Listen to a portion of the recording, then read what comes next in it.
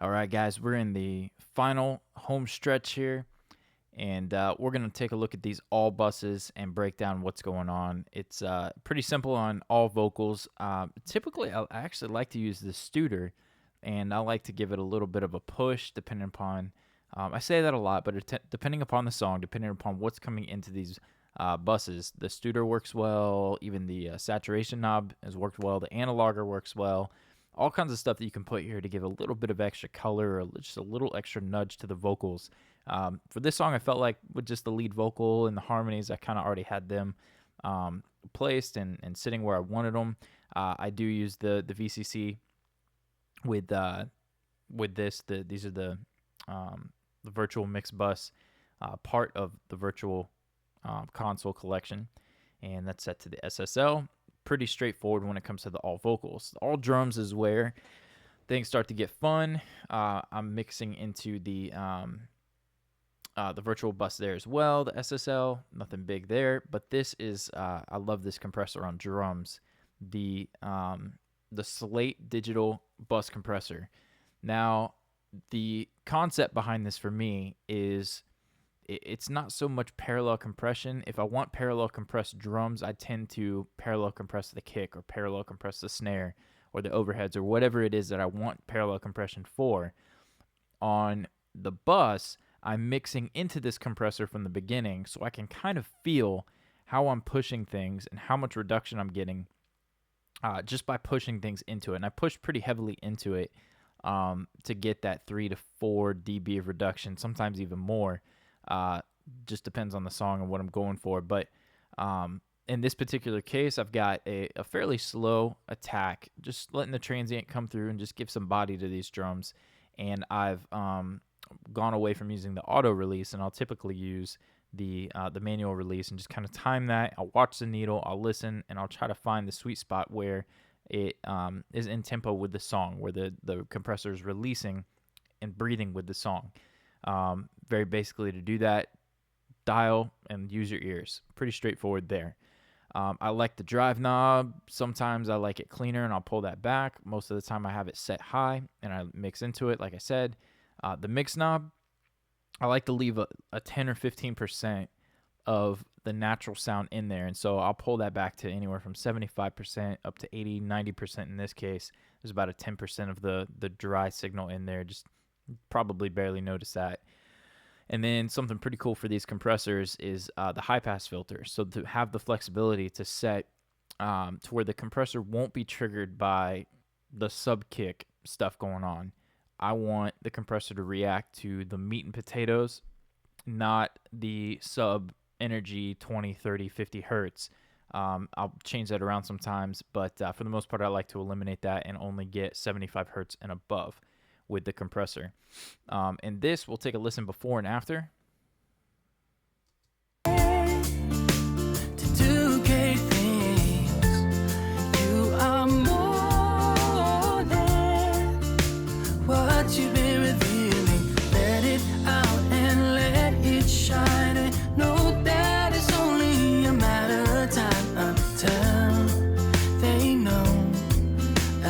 Yep. So we're getting a pretty good lift from this compressor. It's smacking a little bit.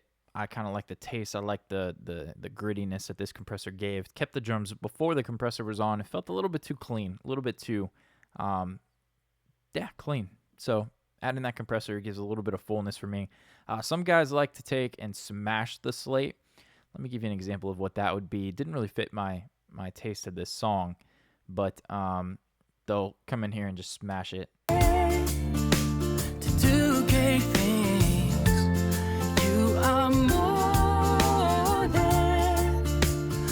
You've been revealing, let it out and let it shine. Know that it's only a matter of time until they know as well as you know. Yeah, see, it's not working for this song, but you pretty much can get what I did. I cranked the threshold, raised the ratio, and dialed in the mix knob at about 45% or so. Heavier drums, I may dig that, but in this case, the way that I mix the drums into it, totally not working for what I was going for here. So back to a real gentle 1.5 there, up at about what was it, 85, 90, somewhere in there. Put that back at 90, and then let's come over here to back this guy back. To do great things, you are more than what you've been revealing. Let it. Very cool. Sometimes I'll use the clariphonic. I've got that here. It's an active. If I feel like I want just a little bit of lift to the clarity, the transients, the top end, the sizzle for the kick, the snare, the toms, put a little bit of that on there. Sometimes that works incredible. But for the most part, that's the gist of my all drums bus. The percussion, and you can swap that out for any number of compressors, VBC, the entire rack, the SSL, all kinds of stuff you can do with that. Percussion, I've just got the VCC channel. That's just kind of hitting it for a little bit of love. Low end, I generally don't do much except for some imaging. And most of the time, it's to just make sure my OCD self, I'm pulling all of the, all of it in this case, pretty much 800 and below, back to mono. They were mono sends, they were mono auxes. My old template, I used to use a compressor for the bass parallel compression that was only a stereo compressor. They didn't make a mono version of it. So I would use stereo and then hit it with this guy to make sure everything stayed stereo. But like I said, just my paranoid self, just in case anything did happen to push out or anything crazy happen, I feel more comfortable having this on to make sure that everything in my subs for sure stays mono. But then in this case, I also went with that. Let's hear before and after and see if we can even tell the difference. To do great things, you are more than... Oh. Pro Tools will pull up in memory DAG here. You guys will get to see it in action. Let's see if we can get through this last video. Very cool. So one more time, let's give it a shot and see if we can get this to work.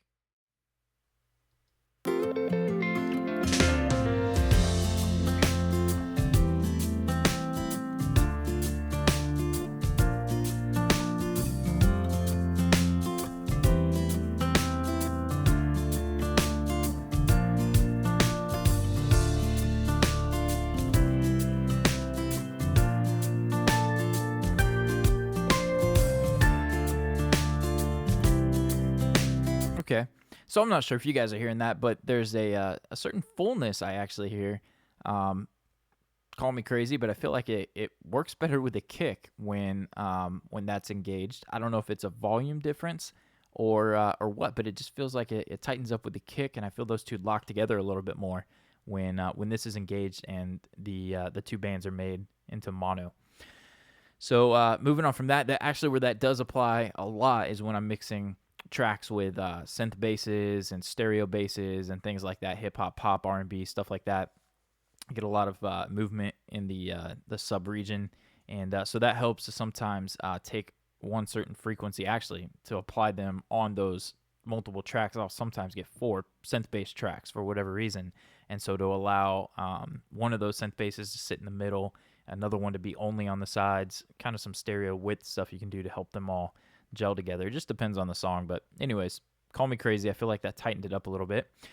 On to the all music bus. Once again, Slate VCC, nothing fancy. There it is. And moving on to the FG Gray. This is Slate's SSL emulation. It's their take on it, and I love the like I said, that Slate and UA are great with the modeling of the other components rather than just a digital compressor. They do a great job at getting the harmonics right, the transistors, or I sound crazy now, but the transformers. This is set typically for me in most genres. This is going to be set for just 2, 3, 4 dB max for it, like the peak to hit this, and it's just cliche to say, but this is the glue that helps kind of solidify the music.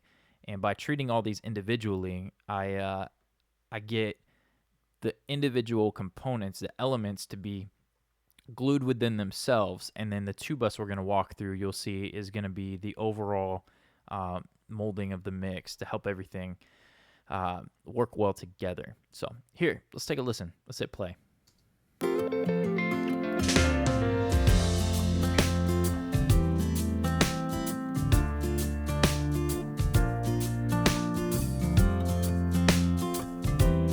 got a slow attack, auto release.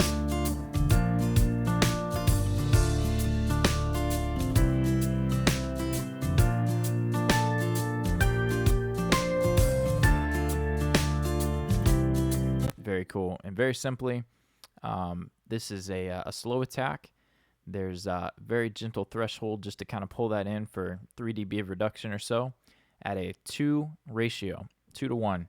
So we're not compressing too much there. It's fairly gentle. Let's hear the before and after.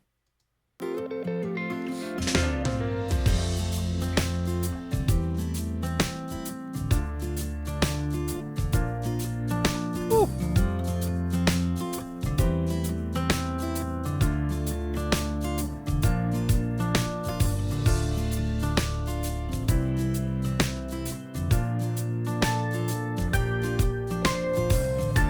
Sounds like a record with that thing on. So props to Slate. Kudos to them.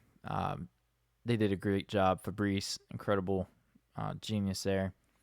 Moving on, we've got the Ozone Imager, and I like to just kind of nudge things a little bit. I did push every band in this case a tiny bit, and we're going to show you before and after what that does. Just kind of creates a little bit more of a spread, give it a little bit more of a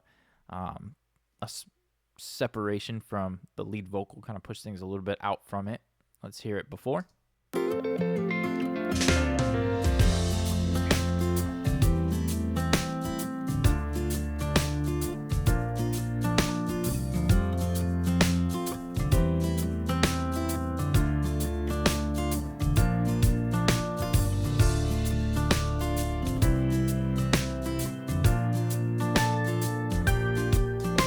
Very nice. It's very gentle, but it does. It just kind of nudges it out just a hair so that it just kind of, opens it up a little bit. I like what it's doing. The other thing that I would like to do, I actually probably would have done on this song if I would have thought about it, is to boost band 3 and 4, or even sometimes all of them, an extra 5 or 10% at the chorus, so things kind of not so much explode on a song like this, but you get the point, so that they open up a little bit wider at the hook, at the chorus. Last but not least, I've got a little bit of an EQ. I felt like, for whatever reason, at 886 hertz, I could use a little bit more oomph, and I touched it up, put this guy on there, and I can't explain myself with that other than just using my ears. I felt like the music could have maybe removed a little bit too much in the process of the 800 to 2K, and I just kind of put that in to nudge it back a little bit, and that's the All Music Bus SSL compressors, the heart of it, the Slate just doing its thing, a little bit of width to add, and a touch of EQ, sometimes a clariphonic, a lot of times a clariphonic, but for whatever reason on this song I chose not to. The high end, remember we send our hats and overheads to the high end bus. This is so that the cymbals do not contribute to the all drums compression. I don't want the cymbals to impact what that compressor is doing. I don't want the room mics in it. I like to compress those individually and then separate them so that I have the control, the blend of those two elements. Very straightforward there. We've got the VCC, all of my effects.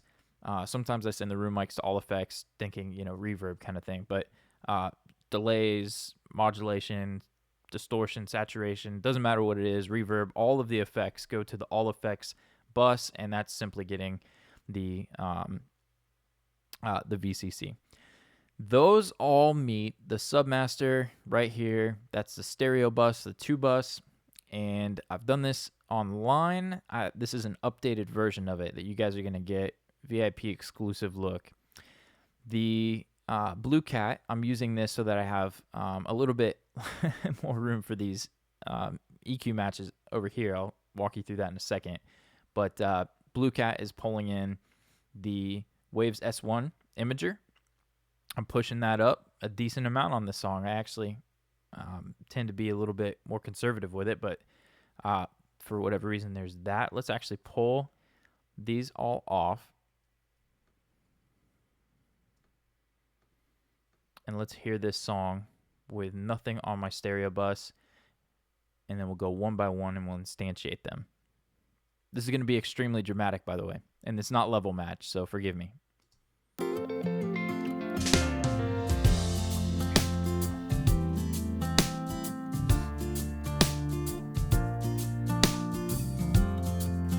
Okay, so as I go through this, before I do that, let me mention the I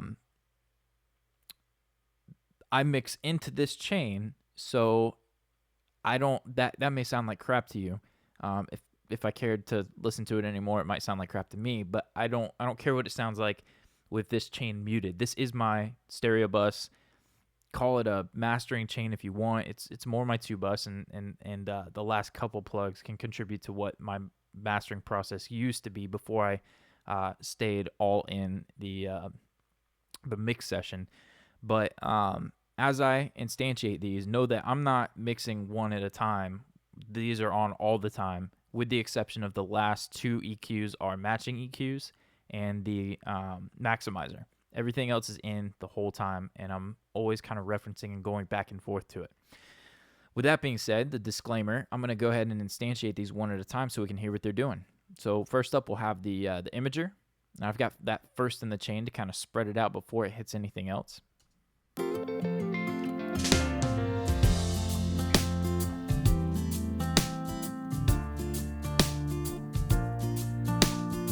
Listen to the shaker on your right side.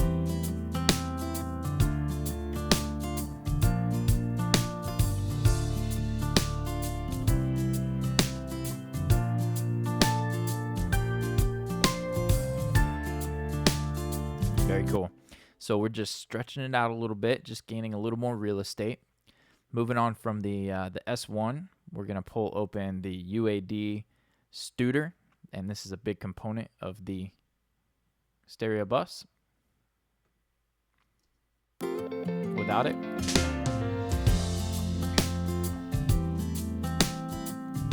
with it.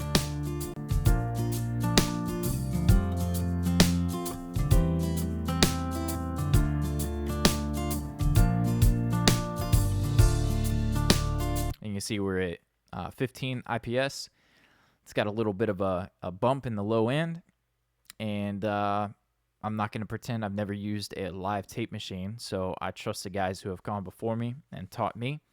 And sometimes I'll play with that from 15 to 30, but it's very rare. Typically, that stays at 15, and I like what that does to the low end. I mix into it. Can't say that enough. Very, very important that you don't just go and start adding plugins at the end. It's so critical to mix into this stuff. I mean, by all means, there are no rules. You can do what you want. But next up, let's take a look at the UAD Pultec. Remember, I talked about this being because they modeled the transformers. It's got a certain oomph to it. I mix all in the box, and I like that this gives me maybe the next best thing to mixing through vintage gear. Except I don't have all the noise that comes with it. Here we go. This is the Pultec before and after.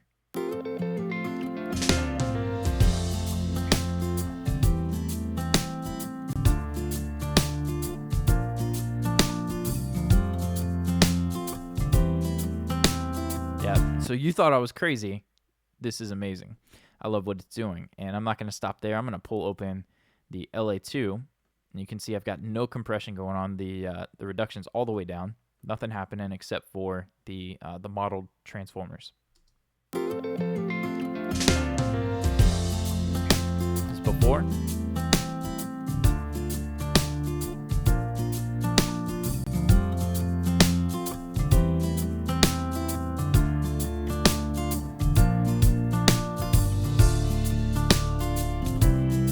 It's beautiful. And now just for perspective, so you can feel the lift that the Studer, Pultec, and LA2 give, I'm going to bypass this whole chain and let's listen to everything just kind of fall apart.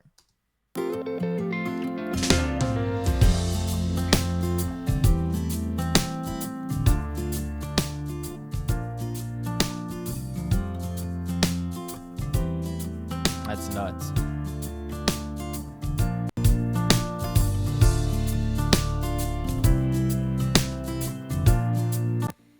I'm telling you, man, technology. We're headed to even greater places with it too. So, next up, the VBC rack, and I've got the SSL from Slate. The FG Gray is in just for character, no compression, and then you're gonna see down here maybe a kiss of the needle of compression, and that's it. Got the high pass filter set. You can check those settings. This is again, I'm mixing into this. I may barely touch the attack and release a little bit, but they're usually set up and down or just to the side a click or two. Very rarely am I pushing the compressor here. Here's before.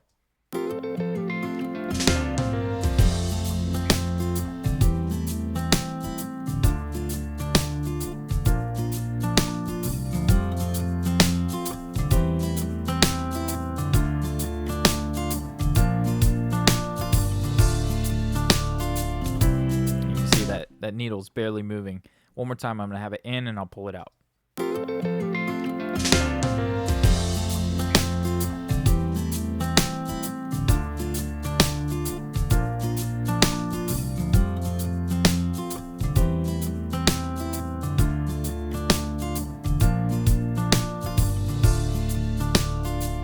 Back in.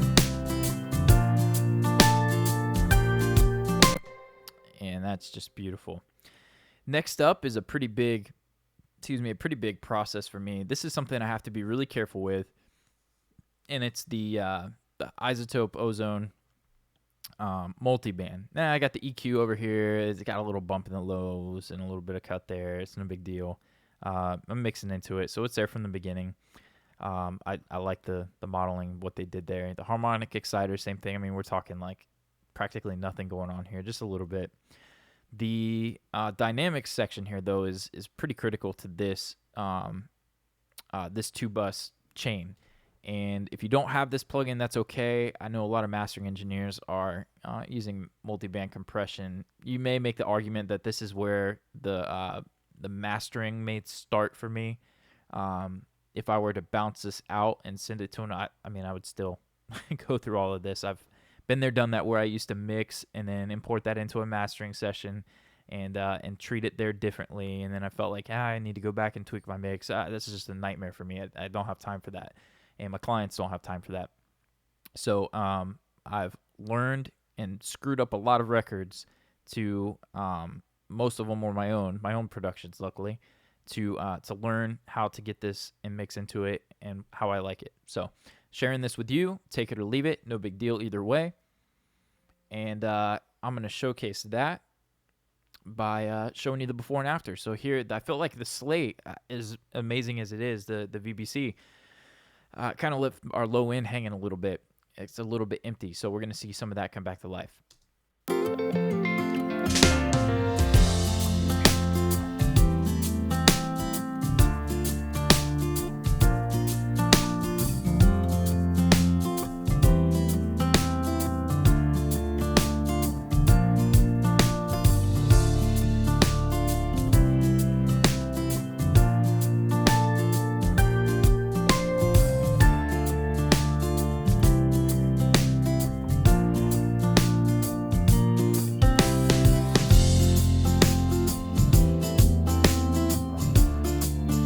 All right, let's explain this bad boy.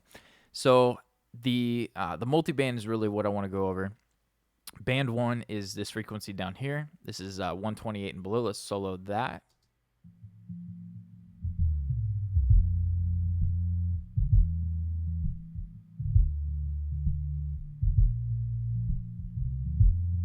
Very cool. And you'll notice that it's just a couple of dB, which is quite a bit when you're talking about the whole mix. So this for me is to control the kick and bass, sync them in one last time to kind of tighten them up a little bit together, but to make sure that nothing gets out of hand and peaks and destroys anybody's subs. So that's pretty straightforward. Attack and release, I don't even touch it. This preset for the Ozone 5 was Hip Hop Basic. Dave Pensado mentioned it on an ITL, and I pulled it up, I checked it out, and I thought it was amazing. So I mix into it, and then I tweak the taste. Sometimes I'm messing with the settings, but in this case I didn't. The main thing is just dialing in how much reduction. And how I determine how much reduction is first by my ears, but second I'll pay attention to the gain over here. The makeup gain was set manually in this preset for 3.2 dB of gain reduction, the increase to pick it back up. So I would assume that if they're boosting it in the preset, reverse engineer that, maybe they're thinking 3.2 or so dB of reduction. And so I kind of use my ears and I judge how much reduction I want. If things get a little bit too flappy with 3-4 dB of reduction, I pull that back. Sometimes I don't get any. I just kind of kiss it a tiny bit. But that all depends on how I've mixed the kick and bass together. Band number 2 is our 800 and below to about 128.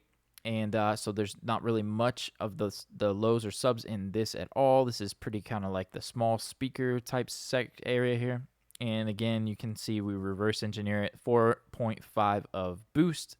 I'm going to go figure and say 4.5 of reduction so that we can control and tighten those up and keep them kind of steady as a whole over the mix, not just one element to itself or any one group of instruments. This is the entire mix goes through this, and everything's getting compressed together right here. So let's take a look at that band. Let's solo that out.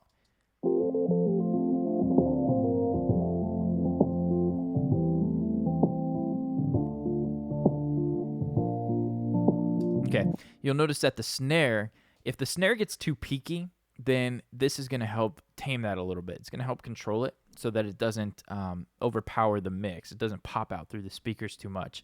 And then mixing into it is awesome. If I raise the snare volume in the mix and I feel like it's not really getting louder, it's just getting weirder, then I know that I need to come in here and work with my snare level against this band in the multi-band compressor. From there, we've got the mids, upper mids, and this is pretty gentle, 1.1, and then the same thing for the highs, barely anything. That can get really noticeable really quickly, and it can end up being really trashy if you have too much compression going on there. I don't think I even have any. Yeah, so that snare is actually peeking through. Before we did this video, I was messing with it, and obviously that's affecting that. So that would be something I would go back and tweak and mess with in the mix against this multiband so that this multiband is happy and I'm not pushing anything too hard into it.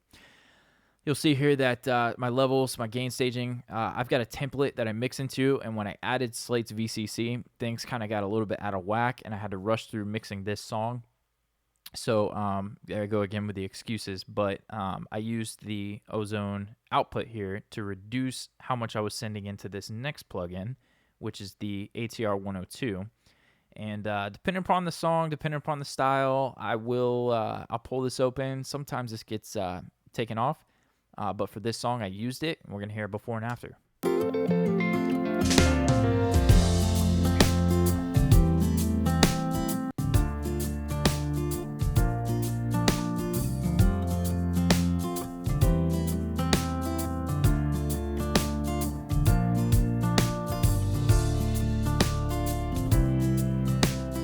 And you can hear I reduced the volume, but even by reducing the volume, you feel the character of the mix changes quite a bit. It definitely glues it, and it definitely puts its compression to it. I felt like it worked. I felt like it sounded pretty sweet. And then I'm lifting that up with the FabFilter Pro L, and that's right here.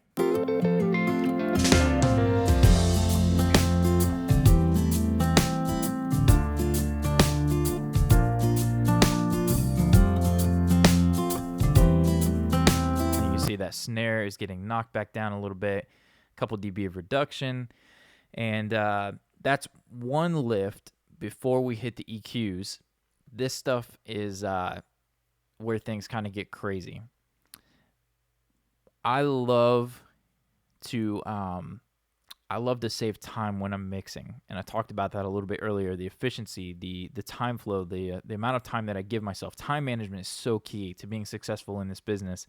And I'm 30 years old. I'm not old, and I'm not young at the same time. But I want to stay doing this for a long time. I don't have 20 hours per song like I used to give to mix everybody's music. especially with the budget cuts that we've experienced over the last couple of years. And so for me, there's a process at the end here. For me, it's EQ matching, and I work really, really closely with reference tracks. I preach that. The Jason Mraz tune. And actually, my buddy Graham over at therecordingrevolution.com, give a shout out to him. You guys probably know who he is. He's got therecordingrevolution.com, incredible stuff over there. And he preaches the time management stuff and all kinds of great things that he shares with us over there. But he recently started preaching the whole reference track thing. And it's funny because I had a whole list of stuff that I was about to do and start sharing on references, and then he started doing it. I was like, I better space it out a little bit. I don't want to make it sound like I'm copying him by any means. So anyways, shout out to him. He's a good guy.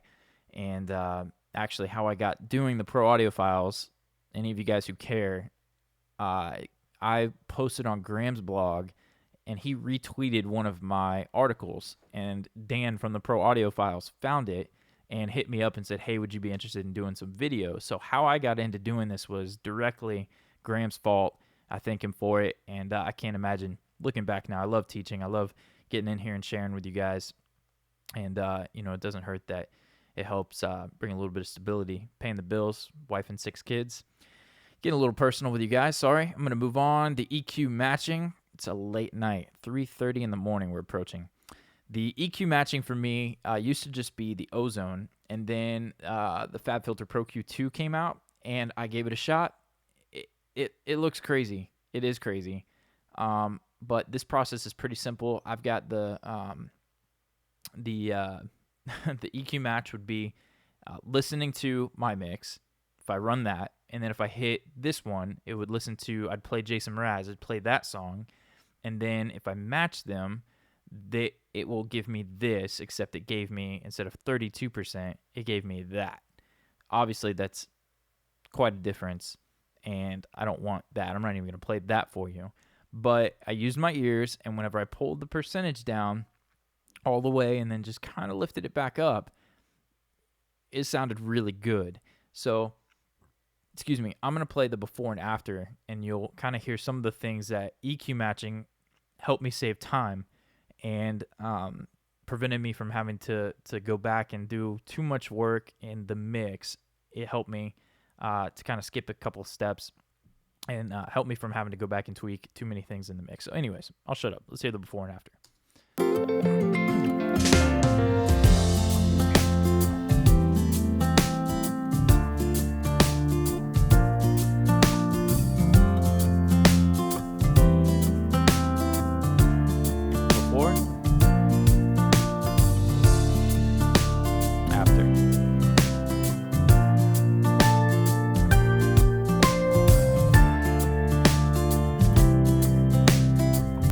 Pretty neat, right?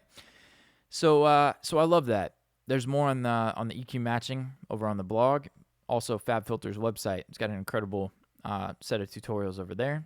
Next up would be the Ozone EQ match, and I've done Chosen. I've done a snapshot of Chosen. You just hit Start Capture. You play a bit of your song, then you play the reference. In our case, it's Jason Mraz. Play some of that, and then capture both of those. Name them.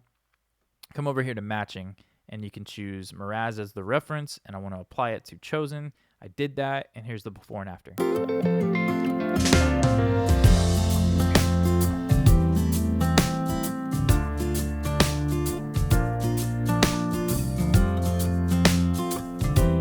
you can see I had a little bit too much in my subs for my kick. Had a little bit too much in, what is that, like a 120 or so? Somewhere in there, 128, 130. So it reduced it there. A little bit of a bump in the mids. I cut a little bit too much out, and that's pretty common for me. It's just something that I don't like in there, and EQ matching kind of helps balance my ear and my taste out to what is kind of hot on the radio, we'll say, or whatever the reference is that we're going for. Boosted some highs, brought us back to life a little bit. And up next, so what I'll do is at this I mix into everything here, the Pro L. The EQ matching is like the last thing that I do in my mixing process before I work with the client on the mix revision process. So this stuff is stuff that I'm doing after I've pretty much done everything. I'm referencing, how is my kick punchy enough and some of that kind of stuff. And then at the end, I'm doing the EQ matching. Forgive me, I should have mentioned that before.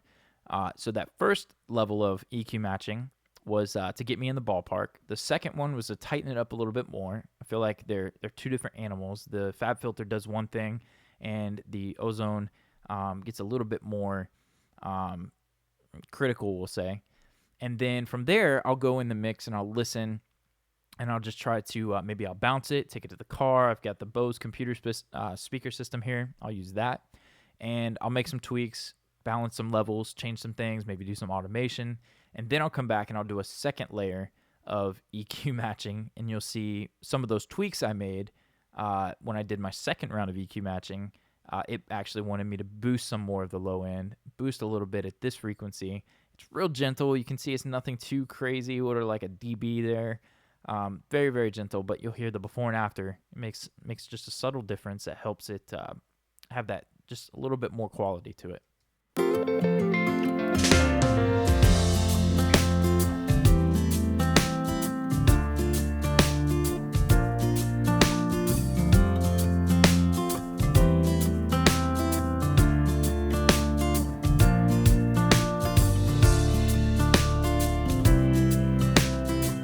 So pretty cool. Now I can see that I have less to work on, less to improve. My curves are pretty close to my reference track, a little bit maybe different to taste and what I was working with. And at that point, you may do a third layer of it, but for me, the 3 is enough. A little bit in stages.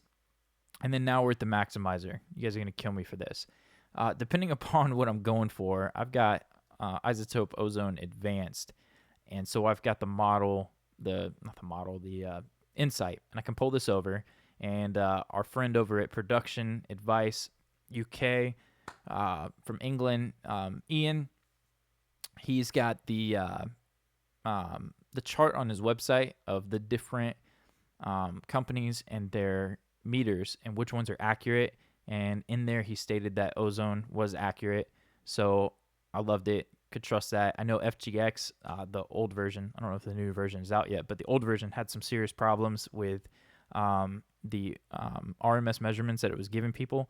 So your mix is like getting a lot hotter than you think it is. And so maybe that's part of the problem for some of today's loudness wars, but hopefully some of that's going away. Anyways, I'll stop yapping about that. I'm looking to stay at around -8 at my peaks, -10 on average, and then -12. That's kind of, that's pretty conservative. I feel like that's a good place to be. I'd prefer to be there, but then again, sometimes the clients here, I'm working with someone and they're like, can you push it a little bit louder? I feel like we're just a little bit, no one's forcing my hand to push anything to, -6, -4, whatever. But let's take a look and let's see what we're at with no threshold dialed in, and we'll see the before and after, and we'll talk about transient recovery.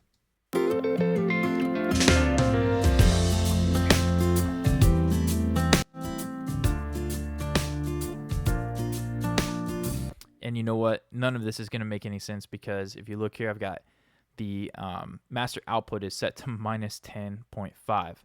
So you're just going to have to trust me on the threshold. I typically...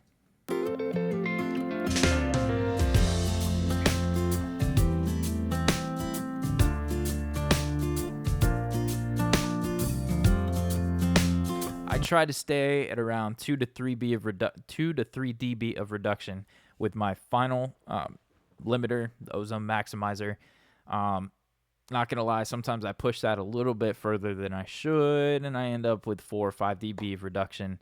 And I try to use my ears, and I try to do this first thing in the morning. I try to finish mixes first thing in the morning so that my ears are fresh, and the first thing that I'm hearing is that, have I compressed it too much? Am I pushing it too hard? Something that allows me to push it a little bit harder, I would say, is the transient recovery is pretty sweet. I can get a little bit more punch by using this. And unfortunately for anyone not on Isotope's Ozone 5 Advanced, transient recovery is not an option. in the standard version. You have to get the advanced, and I know there's quite a bit of a price difference there. But the transient recovery is great. I like to bring a little bit more life to the drums. The attack kind of comes back a little bit, get some uh, clarified transients. You get a little bit more articulation back on the drums, a little more punch, and that is awesome. So this one, if I remember correctly, I ended up at like a minus 7.5, so I pushed it a little bit. But it was still pretty gentle throughout the song, and definitely at the intro, it was by no means minus 8 or so. It was probably minus 12, minus 13 even. So there you have it, man. That is mixing chosen. This is my walkthrough. I know it's a little bit different than some of the other courses that are out there. I hope you enjoy that. I hope that you don't mind the talking and the concepts and the mindset that I take into this, some of the tips and tricks that I'm using to get through things a little bit quicker with using presets and reverse engineering things. I love what I do, and I love that you guys support me in helping you to learn more, to teach you. Don't hesitate. Drop me a line, david@davidglennrecording.com. I would love to hear what you think about this. This is a little bit different approach as to the mixing vocals and the mix series. Hopefully you guys enjoyed it. A couple things to keep in mind. I've got a membership website that if you're listening to this and you bought the course when it launched, the membership website is next, and it's going to be giving you files to practice your mixing. I'm going to do a live mix of it. So instead of me giving an overview, you're actually going to watch me mix it. And it's going to be great. It's going to be a video with it, files, probably like 3 hour of a streamed video every month, 4 hours probably, it just depends. And then I'm going to do a live hangout webinar where I'm going to take your questions and I'm going to go through, and we're going to have guest speakers. We're going to have interviews. There's just going to be a whole great little community that we're going to put together. And some of these blogs and the forums, they get kind of overwhelmed with people that just kind of bog it down a little bit. I'm sure you guys know what I'm talking about. So in the future, I'm going to be looking to launch that within the next month or so. And we're looking at coming up on October 1st. So by November 1st, 2014, the membership site should be launched. And I welcome you guys to join that. It's going to be a fair rate. We're going to just stick to kind of the industry standard of the $27 a month. That's going to be available to you. We're going to look to get some special discounts for you on some plugins and some companies. And I'm just going to try to stay open as possible for receiving your questions, answering your emails. Going to be stepping that up and making sure that we stay in touch. So I appreciate you guys. Thank you so much for watching this. Send me any questions to david@davidglennrecording.com. And I will catch you in the next series. Thanks again.